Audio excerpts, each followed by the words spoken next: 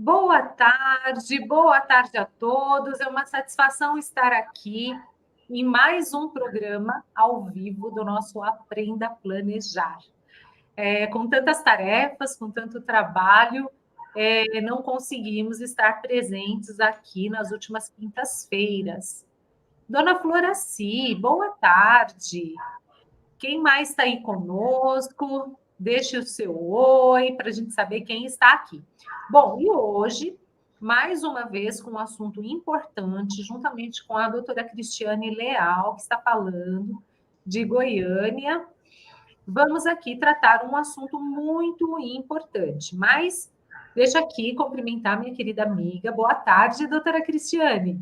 Boa tarde, doutora Kátia. Boa tarde a todos aí que nos assistem, os que irão assistir posteriormente. É uma alegria mesmo estar de volta, né? A gente tem um carinho tão grande por esse programa, né? Por esse momento que a gente tem com vocês para levar informação, para compartilhar, né, conhecimento. Às vezes a gente se embanana aqui nas nossas correrias do escritório, né, e acaba não conseguindo manter, né, a frequência. Mas a gente não desiste, não, né, doutora Kátia? Isso mesmo. Tendo a oportunidade, estamos aqui. Então, boa tarde, Silvia Rejane, boa tarde, Heloíse. E o tema hoje do nosso assunto nesta live é sobre o regime de casamento da comunhão universal de bens e o planejamento patrimonial da família. E aí, muitos sabem que o regime padrão hoje, quem chegar lá no cartório, quero me casar, e se não estabelecerem um pacto antinupcial, um regime diferente do padrão, vai ter que se casar ali pelo regime da comunhão parcial de bens. Tudo bem, esse é o regime padrão. Se você quiser algo diferente, você vai ter que fazer isso através de um pacto antinupcial e até com liberdade para estabelecer não só outros regimes, mas também regrar ali algumas questões dentro do regime diferente escolhido. Pois bem, então, disso talvez você já sabe, que o regime padrão atual é o da comunhão parcial de bens. Só que esse é o regime que se tornou padrão ou oficial a partir de 1977. Antes disso, o regime que nós tínhamos como a regra era o regime da comunhão universal. E por que esse assunto ele é tão importante quando vamos falar de planejamento patrimonial da família? Porque existe um número de pessoas, justamente as que estão no momento para planejar a sucessão no seu patrimônio, que são casadas sob esse regime, que são pessoas que se casaram antes de 1977. Então, o número de casais ou de famílias aí em que o regime adotado foi o da comunhão universal é um número muito grande, não é, doutora Cristiane? Sim. Sim. Então, e aí tem um número muito significativo de pessoas casadas sob esse regime e os reflexos deste regime em um planejamento patrimonial é completamente diferente do que nós temos aí nos outros regimes, da separação total de bens ou da comunhão parcial. Então, eu vou passar a palavra aqui para a doutora Cristiane Leal, para ela fazer uma contextualização histórica, o porquê deste regime, por que lá no passado ele foi estabelecido como padrão, para iniciar, né, o embasamento do entendimento de vocês, para depois vocês enxergarem o nosso problema e também a solução que adotamos, tudo bem? Então, eu passo a palavra a você, doutora Cristiane. Então, vamos lá. Kátia, eu gosto sempre de falar assim, né, que para a gente entender o presente, o futuro, né, pensar, projetar o futuro, a gente precisa olhar para o passado.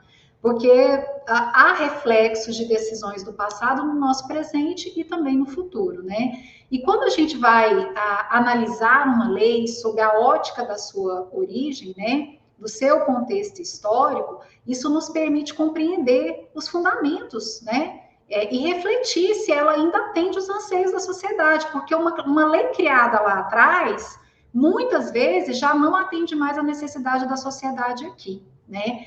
E no que diz respeito à comunhão universal de bens, né, nós temos no Código Civil um artigo que veda as pessoas casadas em comunhão universal de bens contraírem sociedade. O que significa isso? Eu, Cristiane Leal, sou casada em comunhão universal de bens. Eu não posso ser sócia do meu marido em uma empresa. Eu, Cristiane, casada em regime de comunhão parcial de bens. Eu posso ser sócia do meu marido numa empresa. Veja, né, a disparidade, né, das decisões em relação, tendo por base o regime de bens daquele casamento, né? Isso, gente, é uma afronta aos direitos, em especial aos direitos das mulheres, porque nos coloca, inclusive, em vulnerabilidade em determinadas situações. E vocês vão entender o porquê, tá? O artigo 977, ele fala o seguinte: faculta-se aos cônjuges contratar sociedade entre si ou com terceiros, desde que tenham se casado, desde que não tenham se casado no regime de comunhão universal de bens ou na separação obrigatória. Então, o artigo 977 vira e fala assim: beleza, você escolheu casar em comunhão, você é casado, não escolheu, porque às vezes nem foi uma escolha. Você é casado em comunhão universal de bens, então você não pode fazer sociedade com seu marido, nem com terceiros, né? Ainda tem esse grave erro aí no artigo, né? Mas vamos focar aqui, né, nos casais. Bom, eu disse para vocês que para analisar uma lei é fundamental a gente retornar à sua origem, ao momento em que ela foi pensada. E por quê? Porque a lei, gente, ela é um reflexo da sociedade, ela é um reflexo da sociedade daquele momento em que ela foi criada. E o projeto de lei que deu origem ao Código Civil atual, que é o nosso Código Civil de 2002, gente, é de 1975.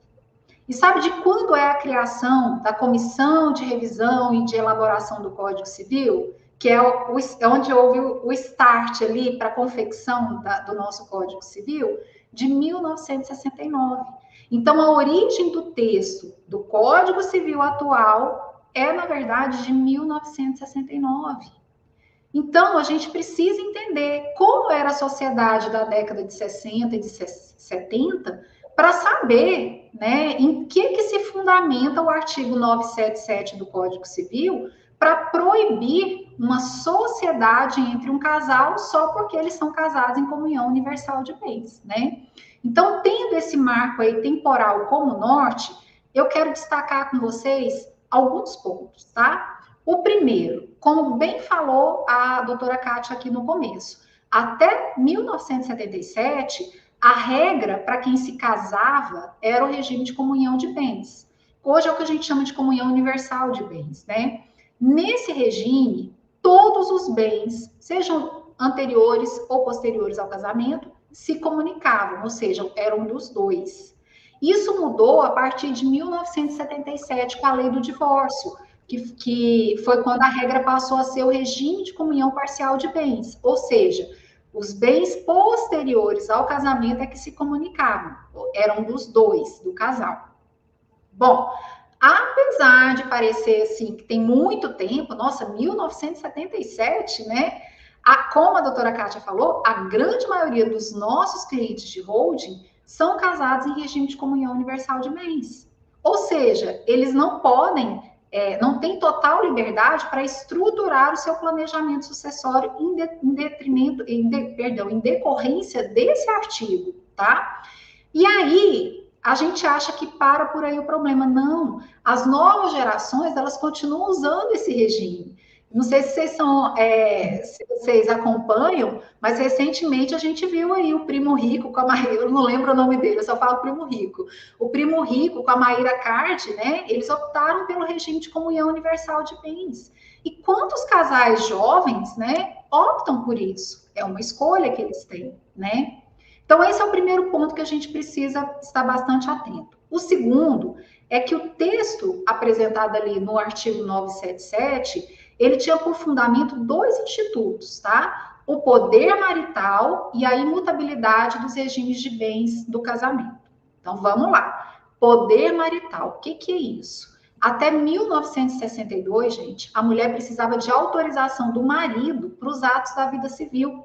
Ela era considerada, pela lei, relativamente incapaz, em decorrência do poder que o marido tinha sobre ela. E o que mudou em 1962, né? Como fruto da luta pelo direito das mulheres, foi promulgado o Estatuto da Mulher Casada. Então, por meio dele, a mulher casada deixou de ser considerada relativamente incapaz. E isso esvaziou, acabou com esse instituto do poder marital. Ou seja, o que deu fundamento ao artigo 977 já não existe mais, tá? Bom, o outro fundamento desse artigo é a imutabilidade do regime de bens do casamento. Por quê? Porque antes do Código Civil de 2002, não era possível se mudar o regime de bens do casamento.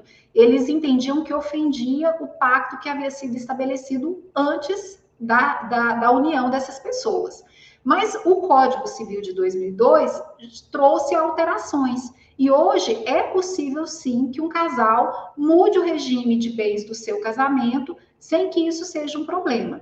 Ou seja, também não existe mais o Instituto da Imutabilidade.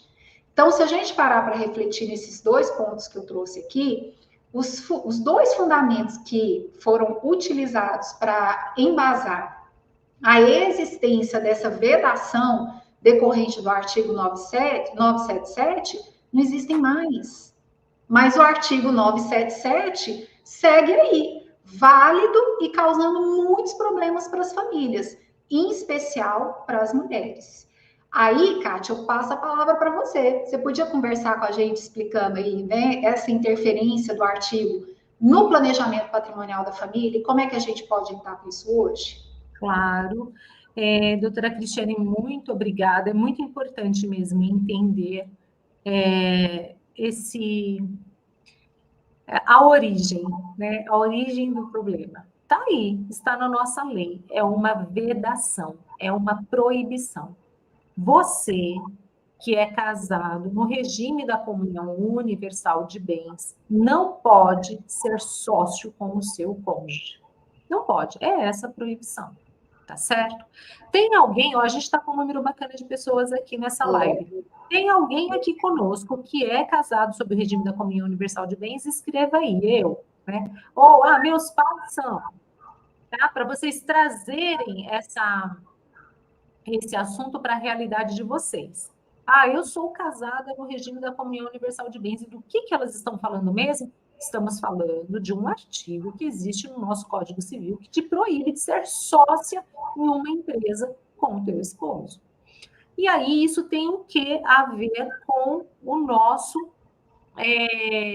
a nossa estratégia, a nossa solução aqui de planejamento patrimonial da família através do sistema de holding. Que bacana, Tunialba.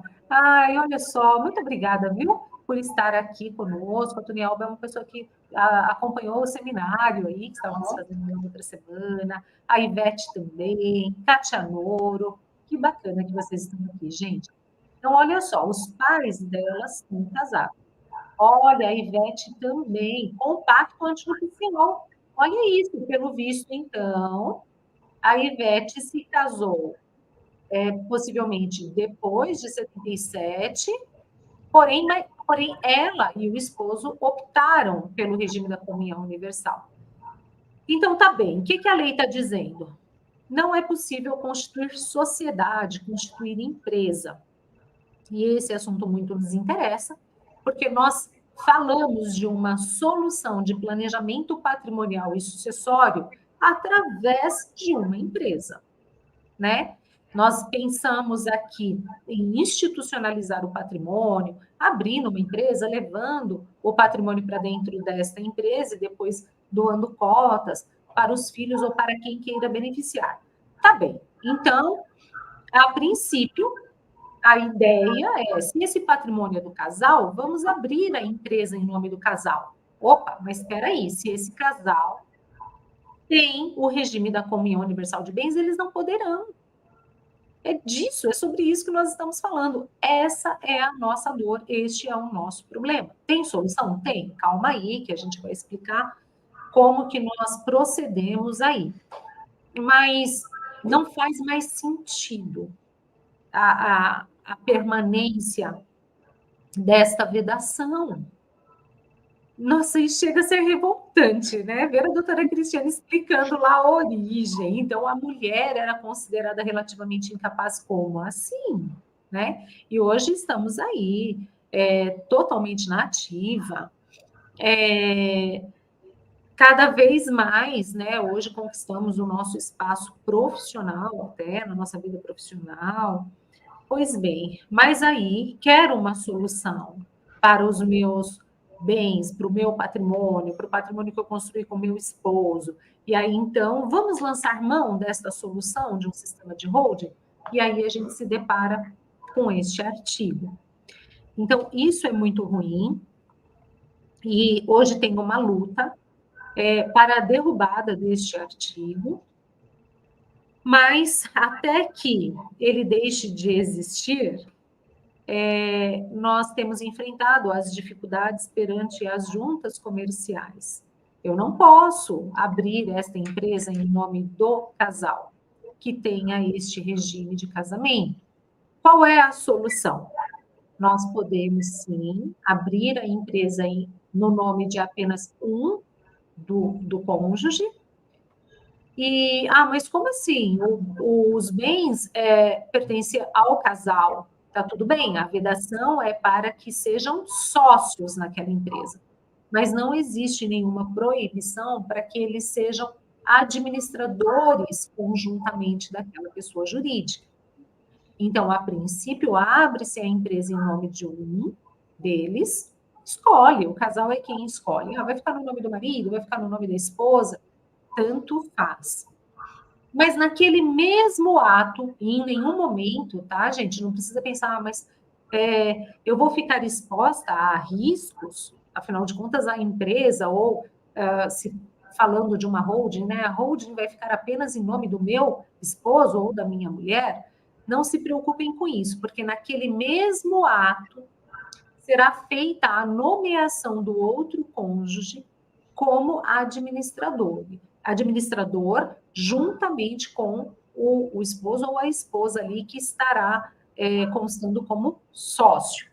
Então, abre apenas em nome de um, mas os dois administram conjuntamente. Então, esta é uma forma de preservar e resguardar todos os direitos. E até porque, na etapa seguinte, após a abertura dessa empresa, quando vamos falar da transmissão dos bens para dentro daquela holding, aquele que não é sócio, ele terá que dar a anuência, ali, a outorga uxória dele para a transmissão destes bens, tá bem? Porque, embora o patrimônio pertença a ambos, né, a universalidade ali, um não pode fazer nada sem a assinatura do outro. E aqui nessa estrutura empresarial é igual, tá certo? Mas então, esta é a forma que temos encontrado para resguardar o direito do casal, em que pese tenha essa proibição deles serem sócios. Porém, mesmo com esta solução, por vezes nós enfrentamos algumas dificuldades perante as juntas comerciais, ou ainda que não seja na junta comercial, perante os cartórios de registro de imóveis, que querem criar caso acerca desta liberdade para levar o bem ou não para dentro daquela empresa. Então, não é muito simples, assim como em toda a profissão, né? Nós temos aí os nossos espinhos, não é, doutora Cristiane? Isso aí. Então, mas aí, né, o nosso desejo mesmo, considerando o cenário atual, né, a realidade de hoje, não faz mais sentido este artigo subsistir no nosso ordenamento jurídico. Não faz. E, então, a interferência deste artigo hoje é essa problemática. Seria tão bom. Abre a empresa no nome dos dois, o patrimônio é dos dois, então leva ali para dentro sem maiores formalidades. Então, tem interferido sim. Não é fácil lidar com essas questões, especialmente lá em cartório de registro de imóveis, parece quase uma máfia, porque as exigências deles não têm fundamento. Nós trabalhamos dentro do que a lei nos permite. E é o próprio Código Civil que estabelece regramento para isso. Para conceder esta anuência na transmissão dos bens, a lei fala que ela deve ser concedida no mesmo instrumento. Então, o bem pertence ao casal e o marido quer vender, por exemplo, se é casados no regime da comunhão universal, naquela escritura de venda tem que ter anuência do outro. Aqui, quando falamos de um sistema de holding, o ato jurídico, ali, o instrumento jurídico será um contrato social. Então, a anuência tem que constar naquele mesmo instrumento, em respeito ao Código Civil. Mas aí chega lá na frente no cartório de registro de imóveis, eles acabam fazendo exigências para que se lavre uma escritura de outorga uxória. Então, eles acabam inventando coisas que não existem na lei, né? Exigências aí fundadas na mente do cartorário, por vezes. O que gera entraves, prolonga o prazo de conclusão do nosso trabalho, gera despesa para a família. Então, são situações assim que nós queremos, né, acabar, porque não tem razão de ser mais, não é mesmo? E aí, então, hoje existe uma luta para a derrubada deste artigo do nosso Código Civil, que é algo arcaico, machista, um olhar machista, que não faz mais sentido de permanecer. E aí, então, doutora Cristiane quer falar um pouco sobre a luta, né? E que vamos ter vitória nisso. Estamos firmes aí. A gente não descansa, não, né? E é interessante, assim, nós trazemos sempre esse olhar, né, do planejamento patrimonial da família, porque é a nossa expertise. Mas, em especial, essa luta para alteração desse artigo vigente no nosso Código Civil, ela vai para além do planejamento patrimonial da família, né? É uma luta mesmo pela igualdade de direitos, né? E por isso eu queria destacar aqui 2 incisos da nossa Constituição Federal de 1988, tá? Ambos esses incisos estão no artigo 5º. O inciso 1, ele estabelece que homens e mulheres são iguais em direitos e obrigações. E o inciso 17, ele diz que é plena a associação. Ou seja, se a nossa Constituição nos diz que é plena a associação, só ela pode vedar situações em que não se pode fazer contrair sociedade. Então, existe hoje um projeto de lei, que é o 3024, que trata justamente disso, tá? Quando a gente para, né, para pensar na nossa lei maior, digamos assim, a gente vê que o artigo 977, ele não é só um reflexo do machismo estrutural vigente lá na nossa sociedade, e hoje ainda, né? Mas também é manifestamente inconstitucional. Gente, ele fere a igualdade de gênero, ele fere a liberdade plena de associação. Então, esse projeto de lei que tramita hoje no Senado Federal e que é de autoria do senador Esperidião Amin, ele busca a alteração do texto do artigo 977. Para quê? Para permitir aos cônjuges, independentemente do regime civil de bens deles, constituir sociedade entre si ou com terceiros. E olha que bacana, gente, vocês podem opinar sobre essa alteração. Eu, na minha opinião, acho que vocês deveriam opinar. E para ajudar vocês, nós colocamos, inclusive, um link aí da descrição, na descrição do vídeo, um link para a votação. Se você clicar nesse link aí, vai remeter à página do Senado, onde você vai poder dizer lá assim, sim, quero a alteração do artigo 977. Eu e a doutora Kátia, nós fazemos parte do Team Holding Brasil, que é uma comunidade de profissionais que atua em todo o Brasil, tá? E nós estamos, assim, empregando os nossos maiores esforços para garantir a vocês a consolidação de direitos fundamentais. Mas nós precisamos da sua ajuda, né? Então, participe. Olha só. E fala aí para as pessoas, né? Nós estamos aqui com o Gelson, que é casado no regime da comunhão de bens. A Ivete, que apesar de ter adotado o regime ali através de um pacto antinupcial, é esse o regime que vale ali para a gestão até do patrimônio dela e do esposo. A Tunialba também compartilhou conosco que os pais dela adotam este regime. A Tunialba, ela tem uma questão particular ainda relacionada à mãe, que atualmente está interditada. Mas olha só, né? Esse assunto é do interesse de todos, É um reflexo de uma cultura, de um contexto que não cabe mais e que tem gerado tantos entraves. Olha só, se vocês, então, ainda que não seja para um planejamento patrimonial, se vocês decidirem constituir uma empresa entre vocês, né? O Gelson e a esposa dele, por exemplo, não vai poder, é uma vedação, e muitas pessoas nem sabem disso. Então, hoje estamos aqui, entregando esta informação. Isso é um problema, sim, na nossa sociedade. Então, lance mão dessa informação, participe ativamente. Está aí o link, vote. Vai lá, vocês talvez não soubessem disso, mas o senador Espírito de Amin está lá com este projeto, vamos votar. Quanto mais pessoas se manifestarem, mais rápido teremos um resultado deste assunto. E para nós, né, imensa gratidão à contribuição de vocês, porque isso vai aliviar um tanto o nosso trabalho. Não é mesmo, doutora Cristiane? Sem esses entraves perante junta comercial, perante cartório, né? O próprio desgaste de ficar falando para a família, a maioria das pessoas não sabem. E nós temos muitos clientes com 70, 80 anos, ou por vezes mais jovens, porém que adotaram o regime, né? Isso aqui não está diretamente relacionado ao fator idade, mas é claro que aqueles que se casaram antes de 77 era a regra.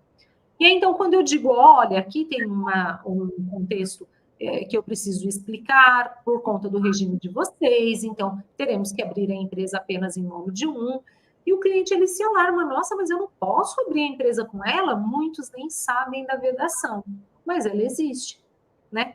Então, queremos acabar com isso, né? E hoje, assim como a doutora Cristiane falou, esse grupo de profissionais especialistas nesta área de planejamento patrimonial da família, através do sistema de holding, do qual fazemos parte, eu, a doutora Cristiane Leal, e mais dezenas ali de advogados, nós estamos muito comprometidos com esta solução. Queremos esta solução, que é a derrubada do 977. E esse assunto interessa para você. Se não interessa para você, talvez interesse para os seus pais, ou para um amigo, um familiar. Então, se você, né, você é casado no regime da comunhão universal, você sabia que vocês não podem ser sócios entre si? Provoque isso. Você sabia que o senador, né, Espírito a mim, tem um projeto de lei. Então, a gente tem que participar ativamente mesmo das questões, algumas questões políticas. Eu não gosto de política, mas olha só, eu preciso dessa solução. Então, até por um senso de responsabilidade, nós temos que lançar mão aí do que está à nossa disposição. E votar neste projeto hoje está. Até porque se a gente não se posiciona, né, a decisão ela vai acontecer, né? Sendo positiva ou não para você, haverá uma decisão sobre isso. E se você não se posicionar, é a decisão do outro que vai prevalecer. Verdade, tem esse fator também, né? Então, é isso. Mais alguma contribuição, doutora Cristiane? Não, eu, assim, só quero reforçar, né, que nós estamos sempre aqui de olho, antenadas, né, buscando sempre para vocês as melhores soluções no sistema de planejamento patrimonial da família. A nossa luta hoje para essa alteração, ela é sim pensando, né, na nossa expertise, no nosso trabalho, nos nossos clientes, mas pensando também na defesa de um direito, né? E quando a gente pensa assim no planejamento patrimonial, você poderia, para quem às vezes está chegando aí no canal, pensar assim, mas é só então eu não pensar no sistema de holding. Gente, não tem jeito. A holding hoje é um instrumento de planejamento patrimonial e sucessório mais avançado que nós temos. Então, abrir mão dele ou ter que se submeter a essas dificuldades, né, na sua constituição, né, não pode ser uma opção. Eu acho que a gente precisa mudar a lei. Verdade, precisamos. É isso. E quem está aqui conosco, se quiser fazer alguma pergunta, fique à vontade, né? Usem o chat, pode perguntar, e é bem bacana também, porque às vezes a sua dúvida vai esclarecer ou ampliar o entendimento dos outros, tá bom? Podem colocar aí. Agora ou depois, se colocam depois também, a gente sempre visita ali os comentários e responde, né? Vale a pena, né, se interarem, é muito gostoso ver, olha, a Tunialba escreveu aqui, doutora Cristiane, eu estou acompanhando tudo, né, tá feliz, assim, com a riqueza de informações, então, que bacana, né, ver que as pessoas estão conscientes, melhorando, né, a cada dia, aí a consciência acerca de soluções, né, nós temos direito, está na nossa lei, por que não lançar mão, não é mesmo? É isso aí. E somos suspeitas a falar de holding, né? Mas de verdade, gente, olha, você consegue proteção patrimonial, consegue redução na carga tributária, você consegue deixar resolvida essa questão da sucessão, são tantas questões, né? Estabelecer regramentos ali para proteger o seu patrimônio de genros, de noras, né? Por vezes, e cada vez mais, eu não sei aí, doutora Cristiane, no seu escritório, mas aqui, cada vez mais, temos sido procurados por pessoas mais novas, que por vezes têm seus filhos ainda pequenos, mas elas já têm um patrimônio, estão preocupadas, já querem, né, estruturar isso, até para contar com os benefícios aí que a lei assegura nesse universo do direito empresarial e societário. E aí, então, nós, enquanto filhos pequenos, sequer sabemos sobre a influência de quem eles estarão no futuro. Ontem mesmo eu atendi um cliente e ele falou assim, e os filhos, tem 2 filhos, já são adultos, porém os 2 solteiros, sem namoradas e tudo mais. E ele falou assim, olha, doutora Kátia, eu estou bem feliz de estar estruturando esta solução agora, enquanto eles nem têm namoradas. Porque depois, o patrimônio é meu, a liberdade é minha de estabelecer as regras, mas de certa forma ia criar um desconforto, como se eu estivesse adotando aquelas medidas protetivas com um olhar ali pessoal. É claro que não é, né? Ele falou assim, não importa, poderia ser boa nora, mas o fato eu quero beneficiar apenas aos meus filhos. Isso é direito dele. Mas eu achei bonitinho, né? Ele está preocupado. Tipo, se já tivesse as futuras noras ali, ele ia ficar meio desconfortável. Então, enfim. E essa é uma grande vantagem, né, do sistema de holding. Você poder fazer toda essa organização e esse planejamento sucessório sem abrir mão daquilo que é seu, né? É uma grande diferença da doação dos bens, que a gente fala de doação em vida, né? Dessa doação, porque nesse caso, uma vez que você doe os seus bens, ainda que com reserva de usufruto, acabou, o bem não é mais seu, né? E no sistema de holding, não, você mantém o controle sobre esses bens. Sim. Olha só, né? Teve mais participação aqui a Edna dizendo eu sou. Eu penso que ela está respondendo a nossa pergunta do regime, né? Então, Edna, acompanhe o conteúdo para você entender por que nós estamos falando disso hoje, né? É um problema? Sim, né? De certa forma, sim. Não que não haja solução, né? E advogado já viu, pensa quem gosta de problema, é o advogado. Deixa ter o problema, porque a gente está aqui para resolver. Só que essa briga, a gente está indo para cima com tudo, né? E vamos ganhar, não faz sentido esse artigo permanecer, tá? Já o Lúcio Montiel, que bacana que você esteve presente também no seminário, né? E ele tem uma pergunta: qual seria aí o primeiro passo para abrir esta holding? Mas ele me dá aqui uma boa notícia, né? Que ele é casado no regime da comunhão parcial. Opa, já é mais tranquilo. Mais tranquilo, Lúcio. Você, em tese, não precisaria se preocupar com essa questão que estamos trazendo aqui hoje, nesse nosso programa do Aprenda a Planejar, tá? Mas aí, respondendo a sua pergunta, qual é o primeiro passo?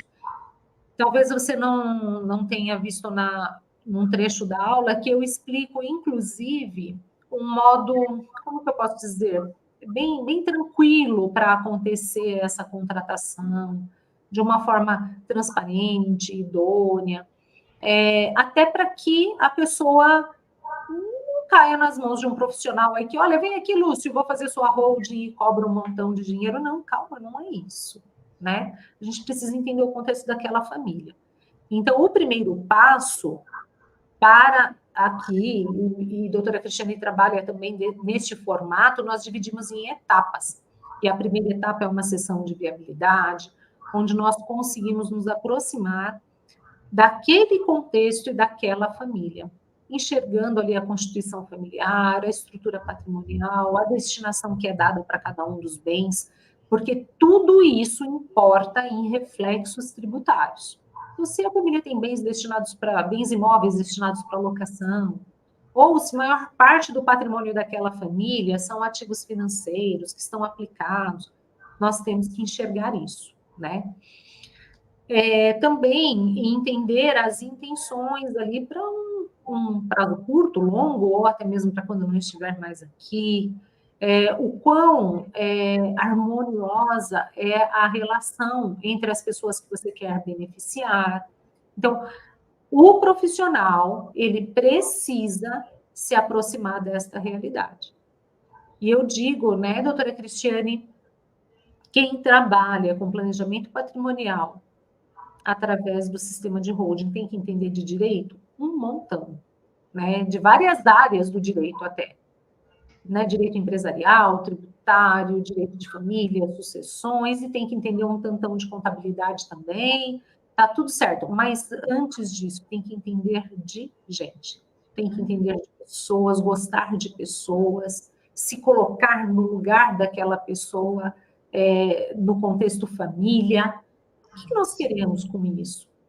Né? Certamente, ter a chance de transmitir aquilo que um dia foi bênção na sua vida, né? Deus te abençoou com saúde, força, energia para o trabalho, graças a tudo isso você conseguiu construir o teu patrimônio, mas permitir que isso continue sendo bênção na vida daqueles que vão te suceder, sem briga, sem conflito e sem ver boa parte do seu patrimônio sendo abocanhado pelo sistema, que envolve governo, cartórios, advogados, um processo de inventário. Você não precisa passar por isso, você não precisa disso.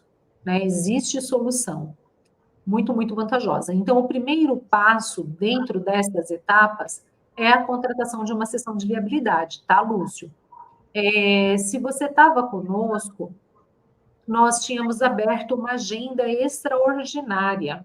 E agora, nos agendamentos, algumas pessoas estão dizendo que não vão conseguir em outubro e pediram para novembro.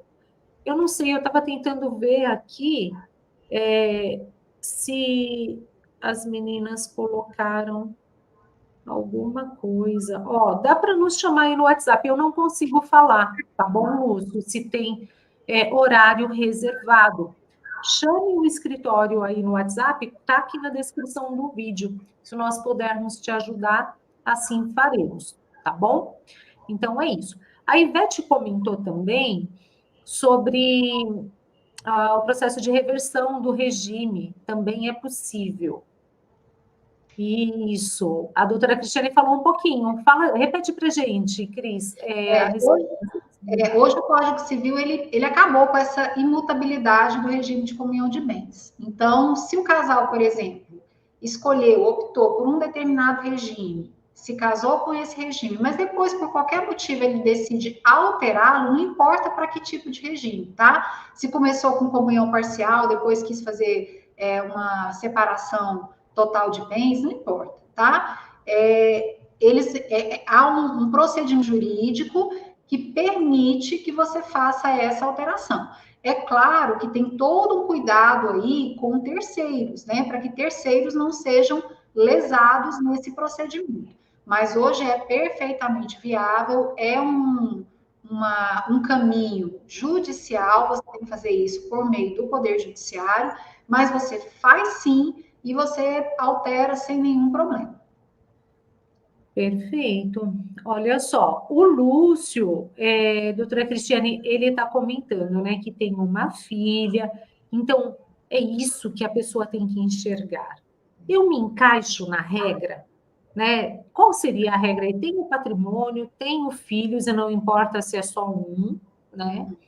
Se não for feita nenhuma, não for lançada mão, né? Lançado mão de nenhuma alternativa preventivamente, no futuro o teu patrimônio vai cair no inventário, que é ruim. Então, Lúcio, vale muito a pena você dar este passo. E aí, olha que bacana, doutora Cristiane, não foi no meu seminário que o Lúcio participou, foi no seu. Que legal, Lúcio. Depois dá um feedback aí do que você achou. Vamos dar um caminho para o Lúcio conseguir contactar você. Eu não sei como está a sua agenda, né? A minha aqui está essa bagunça porque o seminário acabou de acabar, né? Mas eu vou conversar com o Lúcio, sim. Lúcio, deixa eu ver como é. Você consegue mandar um direct lá no Instagram? Um direct. Eu não sei se ele... você me acompanha no Instagram, Lúcio? Eu vou colocar, Cris, o seu... seria o @ doutora... Cristiane Leal. Não tem o DRA? Tem DRA ou não? Só Cristiane Leal? Só Cristiane Leal, ADV. @ Cristiane Leal, ADV. Lúcio, estou deixando aqui. Aí no Instagram, você consegue... você consegue mandar uma mensagem direta, ou também, Lúcio, aproveitando aqui, né? Algumas surgiram, tem o WhatsApp do escritório aqui, meu, né, Kátia Paixão. Se você mandar uma mensagem no nosso WhatsApp, que a facilidade é maior, aí você me autoriza, doutora Cristiane, claro. Sim, tá bom, Lúcio? Com certeza. Resolver assim. Possivelmente você é da região da Cristiane, né? Mas estamos aqui unidas para auxiliar a vocês no que for preciso, esclarecer as dúvidas. Tem gente acompanhando aqui que já está com sessão de viabilidade agendado conosco, é o caso da Ivete. Não sei. Sabe, Kátia, eu fico muito feliz, assim, porque eu fico lembrando de quando a gente começou com essas lives, né? E a nossa preocupação, assim, de levar a informação para as pessoas, né? A gente tinha sempre essa coisa, nossa, a gente queria tanto que as pessoas compreendessem, né, a importância, a relevância de entender sobre o planejamento patrimonial da família. E hoje aqui eu estou vendo, assim, que a gente está conseguindo, né, no nosso passinho, né, mas a gente está conseguindo levar essa informação às pessoas. E isso é muito bacana, gente, porque a gente trabalha de maneira preventiva, né, a gente não resolve o problema, a gente dá a solução, uma coisa boa. Exatamente. E, claro, tem todo um esforço da nossa parte de transformar essa informação numa linguagem de muito fácil compreensão para qualquer um. O nosso trabalho, ele está diretamente ligado ao interesse de todos, sem exceção. Sem exceção. E aí, poxa vida, eu não vou falar para as pessoas e depois, quando elas chegarem no nosso escritório, o problema já aconteceu, o evento morte já surgiu, e agora o que resta é a solução do inventário. Não, peraí, vamos difundir a informação acerca da solução, e tem sido muito satisfatório, né, para todos nós que estamos aí nesta área preventiva hoje. Lance mão. O Lúcio está contando que ele é de Brasília. Ótimo. Tem vários clientes de Brasília, viu, Lúcio? Vou te ajudar. Pode ficar, né?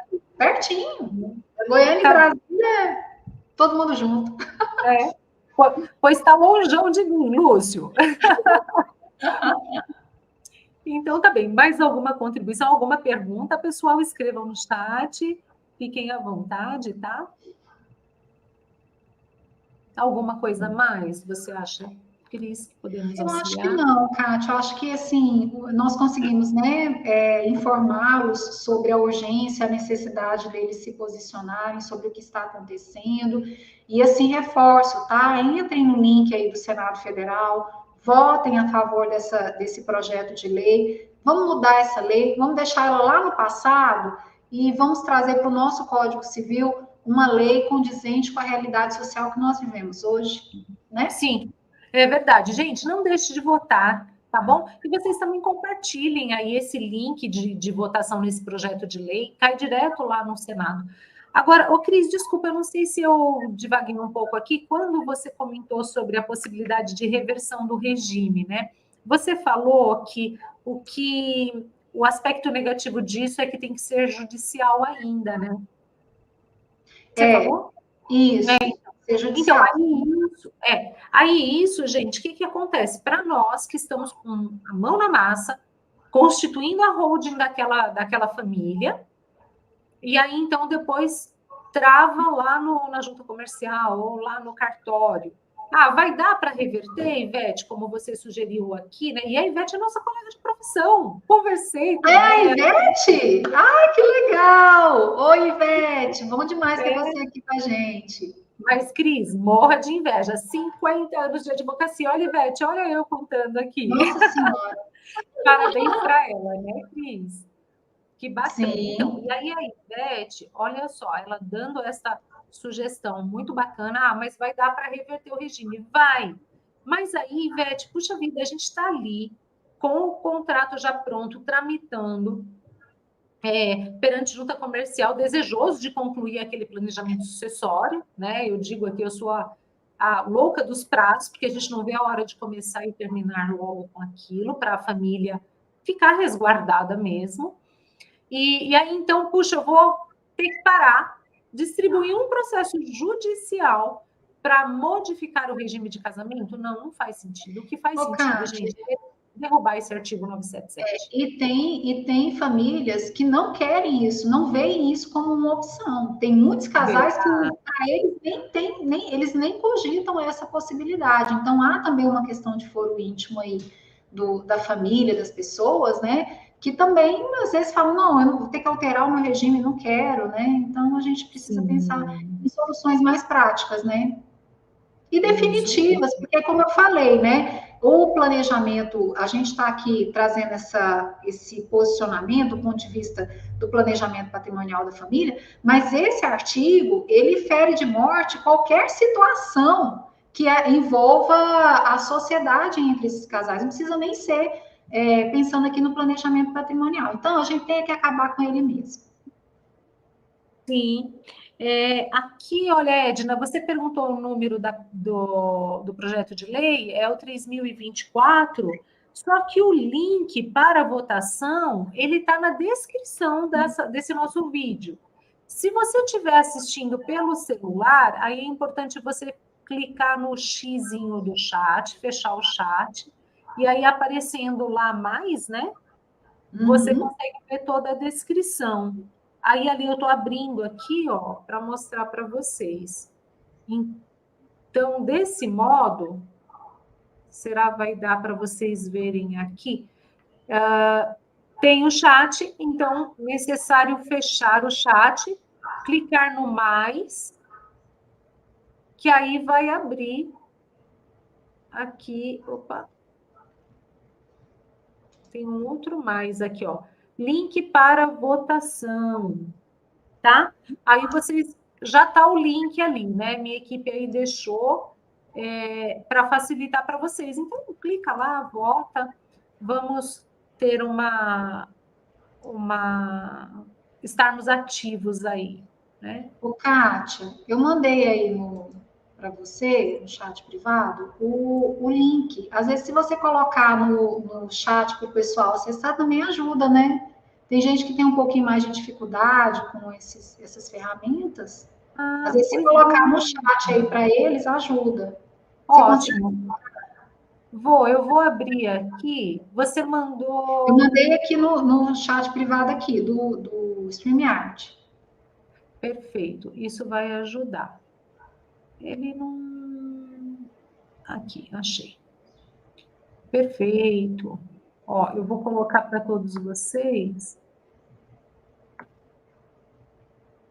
Ótimo. Tá bom? Veja se aparece clicável para vocês, gente, porque a ferramenta é de um modo para quem está assistindo e para quem está do lado de cá, tá bom? Mas, né, faço votos que dê certo. Faço votos de que vocês votem. Por favor.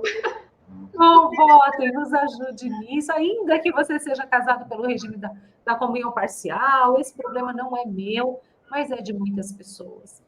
Né? Neste seminário agora, Cris, vieram tantas pessoas com 80 anos, né, tão desejosas, doutora, eu quero resolver, eu quero deixar esse assunto da sucessão resolvida para os meus filhos.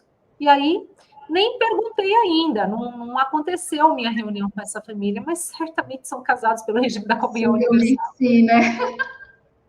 Tá bom? Gente, olha, foi uma satisfação estar aqui com vocês. Surgindo outras dúvidas, podem nos contactar, a mim ou a doutora Cristiane Leal. E vocês tendo liberdade disponibilidade de tempo, estejam conosco nas próximas quintas-feiras, tá bom? Então tá, foi um prazer imenso, viu? Estar com vocês mais uma vez.